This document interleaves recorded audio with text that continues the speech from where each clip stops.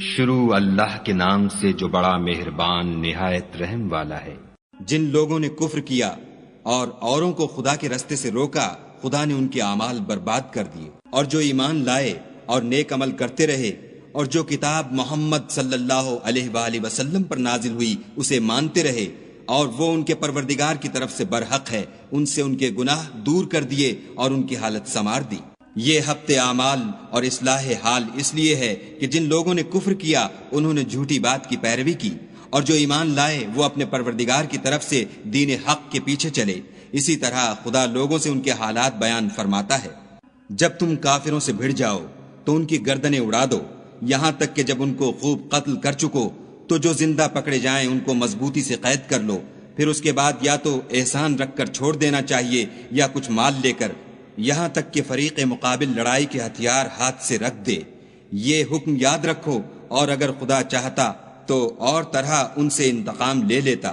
لیکن اس نے چاہا کہ تمہاری آزمائش ایک کو دوسرے سے لڑوا کر کرے، اور جو لوگ خدا کی راہ میں مارے گئے ان کے عملوں کو ہرگز ضائع نہیں کرے گا، بلکہ ان کو سیدھے رستے پر چلائے گا اور ان کی حالت درست کر دے گا، اور ان کو بہشت میں جس سے ان کو شناسا کر رکھا ہے داخل کرے گا۔ اے اہل ایمان، اگر تم خدا کی مدد کرو گے تو وہ بھی تمہاری مدد کرے گا اور تم کو ثابت قدم رکھے گا، اور جو کافر ہیں ان کے لیے ہلاکت ہے اور وہ ان کے اعمال کو برباد کر دے گا۔ یہ اس لیے کہ خدا نے جو چیز نازل فرمائی انہوں نے اس کو ناپسند کیا تو خدا نے ان کے اعمال اکارت کر دیے۔ کیا انہوں نے ملک میں سیر نہیں کی تاکہ دیکھتے کہ جو لوگ ان سے پہلے تھے ان کا انجام کیسا ہوا؟ خدا نے ان پر تباہی ڈال دی، اور اسی طرح کا عذاب ان کافروں کو ہوگا۔ یہ اس لیے کہ جو مومن ہیں ان کا خدا کارساز ہے اور کافروں کا کوئی کارساز نہیں۔ جو لوگ ایمان لائے اور عمل نیک کرتے رہے ان کو خدا بہشتوں میں جن کے نیچے نہریں بہہ رہی ہیں داخل فرمائے گا، اور جو کافر ہیں وہ فائدے اٹھاتے ہیں اور اس طرح کھاتے ہیں جیسے حیوان کھاتے ہیں، اور ان کا ٹھکانہ دوزخ ہے۔ اور بہت سی بستیاں تمہاری بستی سے جس کے باشندوں نے تمہیں وہاں سے نکال دیا زور و قوت میں کہیں بڑھ کر تھیں، ہم نے ان کا ستیہ ناش کر دیا اور ان کا کوئی مددگار نہ ہوا۔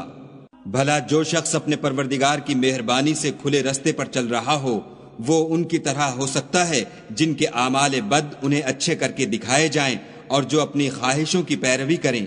جنت جس کا پرہیزگاروں سے وعدہ کیا جاتا ہے،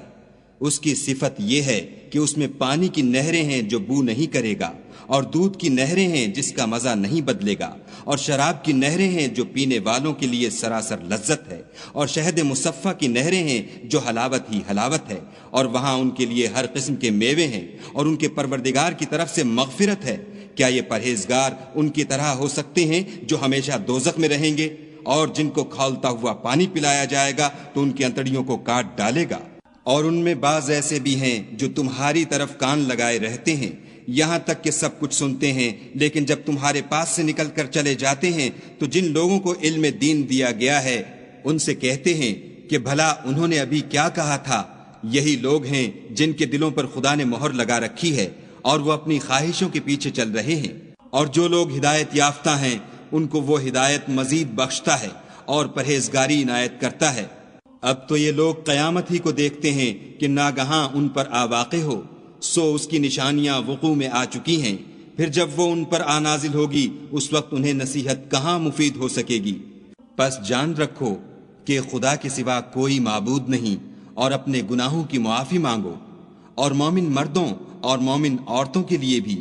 اور خدا تم لوگوں کے چلنے پھرنے اور ٹھہرنے سے واقف ہے۔ اور مومن لوگ کہتے ہیں کہ جہاد کی کوئی صورت کیوں نازل نہیں ہوتی، لیکن جب کوئی صاف معنوں کی صورت نازل ہو اور اس میں جہاد کا بیان ہو تو جن لوگوں کے دلوں میں نفاق کا مرض ہے تم ان کو دیکھو کہ تمہاری طرف اس طرح دیکھنے لگیں جس طرح کسی پر موت کی بے ہوشی طاری ہو رہی ہو، سو ان کے لیے خرابی ہے۔ خوب کام تو فرما برداری اور پسندیدہ بات کہنا ہے، پھر جب جہاد کی بات پختہ ہو گئی تو اگر یہ لوگ خدا سے سچے رہنا چاہتے تو ان کے لیے بہت اچھا ہوتا۔ اے منافقو، تم سے عجب نہیں کہ اگر تم حاکم ہو جاؤ تو ملک میں خرابی کرنے لگو اور اپنے رشتوں کو توڑ ڈالو۔ یہی لوگ ہیں جن پر خدا نے لعنت کی ہے اور ان کے کانوں کو بہرا اور ان کی آنکھوں کو اندھا کر دیا ہے۔ بھلا یہ لوگ قرآن میں غور نہیں کرتے یا ان کے دلوں پر قفل لگ رہے ہیں؟ جو لوگ راہ ہدایت ظاہر ہونے کے بعد پیٹھ دے کر پھر گئے، شیطان نے یہ کام ان کو مزین کر دکھایا اور انہیں طول عمر کا وعدہ دیا۔ یہ اس لیے کہ جو لوگ خدا کی اتاری ہوئی کتاب سے بیزار ہیں، یہ ان سے کہتے ہیں کہ بعض کاموں میں ہم تمہاری بات بھی مانیں گے اور خدا ان کے پوشیدہ مشوروں سے واقف ہے۔ تو اس وقت ان کا کیسا حال ہوگا جب فرشتے ان کی جان نکالیں گے اور ان کے منہوں اور پیٹھوں پر مارتے جائیں گے۔ یہ اس لیے کہ جس چیز سے خدا ناخوش ہے یہ اس کے پیچھے چلے اور اس کی خوشنودی کو اچھا نہ سمجھے، تو اس نے بھی ان کے عملوں کو برباد کر دیا۔ کیا وہ لوگ جن کے دلوں میں بیماری ہے یہ خیال کیے ہوئے ہیں کہ خدا ان کے کینوں کو ظاہر نہیں کرے گا؟ اور اگر ہم چاہتے تو وہ لوگ تم کو دکھا بھی دیتے اور تم ان کو ان کے چہروں ہی سے پہچان لیتے اور تم انہیں ان کے انداز گفتگو ہی سے پہچان لوگے، اور خدا تمہارے اعمال سے واقف ہے۔ اور ہم تم لوگوں کو آزمائیں گے تاکہ جو تم میں لڑائی کرنے والے اور ثابت قدم رہنے والے ہیں ان کو معلوم کریں اور تمہارے حالات جانچ لیں۔ جن لوگوں کو سیدھا رستہ معلوم ہو گیا اور پھر بھی انہوں نے کفر کیا اور لوگوں کو خدا کی راہ سے روکا اور پیغمبر کی مخالفت کی، وہ خدا کا کچھ بھی بگاڑ نہیں سکیں گے اور خدا ان کا سب کیا کرایا اکارت کر دے گا۔ مومنو، خدا کا ارشاد مانو اور پیغمبر کی فرما برداری کرو اور اپنے عملوں کو ضائع نہ ہونے دو۔ جو لوگ کافر ہوئے اور خدا کے رستے سے روکتے رہے پھر کافر ہی مر گئے، خدا ان کو ہرگز نہیں بخشے گا۔ تو تم ہمت نہ ہارو اور دشمنوں کو صلح کی طرف نہ بلاؤ، اور تم تو غالب ہو اور خدا تمہارے ساتھ ہے، وہ ہرگز تمہارے اعمال کو کم اور گم نہیں کرے گا۔ دنیا کی زندگی تو محض کھیل اور تماشا ہے، اور اگر تم ایمان لاؤ گے اور پرہیزگاری کرو گے تو وہ تم کو تمہارا اجر دے گا اور تم سے تمہارا مال طلب نہیں کرے گا۔